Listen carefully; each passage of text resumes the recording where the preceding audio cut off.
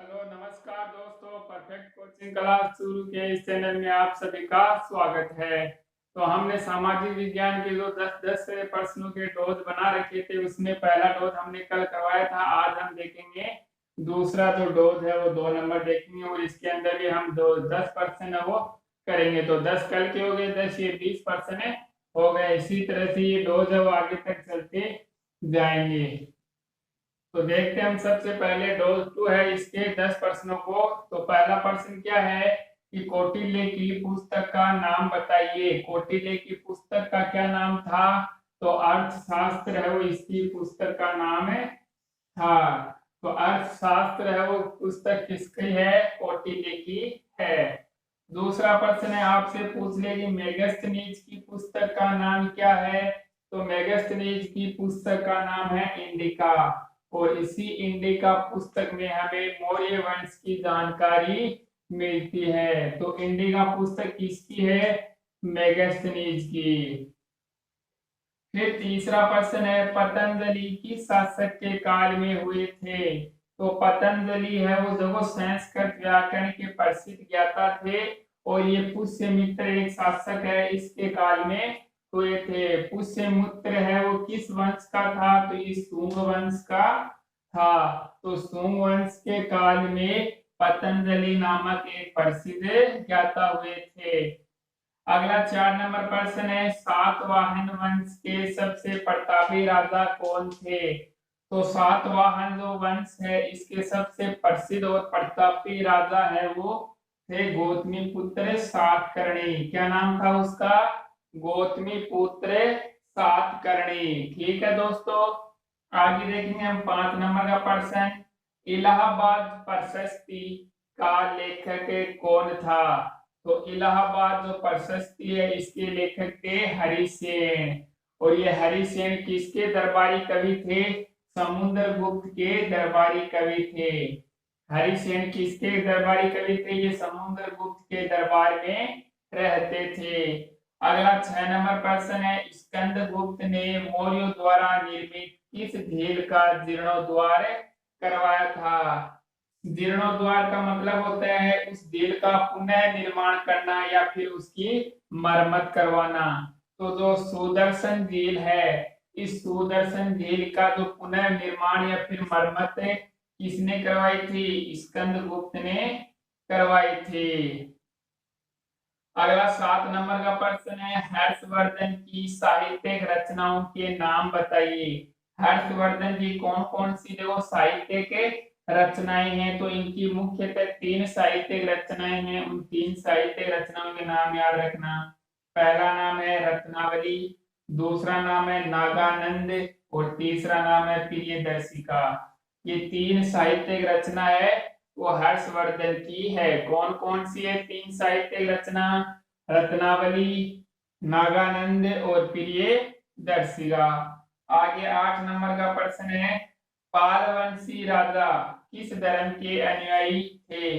जो पाल वंश के राजा होते थे वो किस धर्म को मानते थे, उस किस धर्म के अनुयायी थे? तो वो बौद्ध धर्म के अनुयायी थे। जो महात्मा बुद्ध थे ना बौद्ध धर्म के, उसी धर्म के अनुयायी ये पालवंशी राजा थे। अशोक के अभिलेखों को किसने पढ़ा। तो जो अशोक के अभिलेख है इनको पढ़ने की जो सफलता वो सबसे पहले किसने प्राप्त की थी? जेम्स प्रिंसेप ने। अगला 10 नंबर का प्रश्न है, राजस्थान के प्रमुख महाजनपद कौन कौन से। देखो आपको 16 महाजनपद बताए थे। भारत में कुल कितने महाजनपद थे? 16 प्रकार के महाजनपद थे। इन 16 में से अब देखो राजस्थान में कौन कौन से महाजनपद है। तो मुख्यतः 4 महाजनपद राजस्थान में थे। एक तो था सीवी महाजनपद, दूसरा है जांगल महाजनपद, तीसरा मत्स्य महाजनपद और अगला है सूरसेन।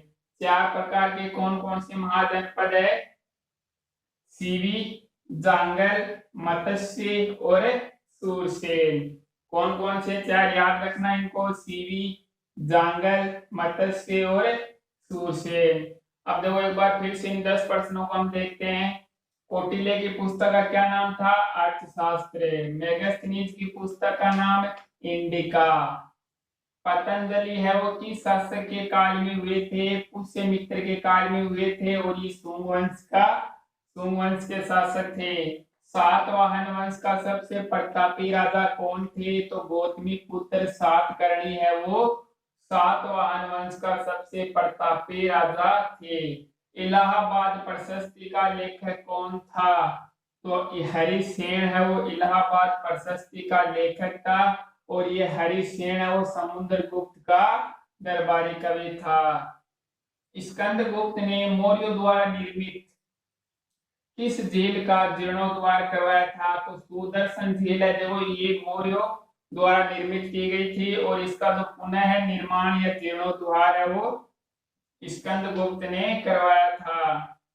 हर्षवर्धन की साहित्य रचनाएं कौन कौन सी है? तो रत्नावली है, नागानंद है और प्रियदर्शिका है। ये तीन है वो हर्षवर्धन की साहित्य रचना है।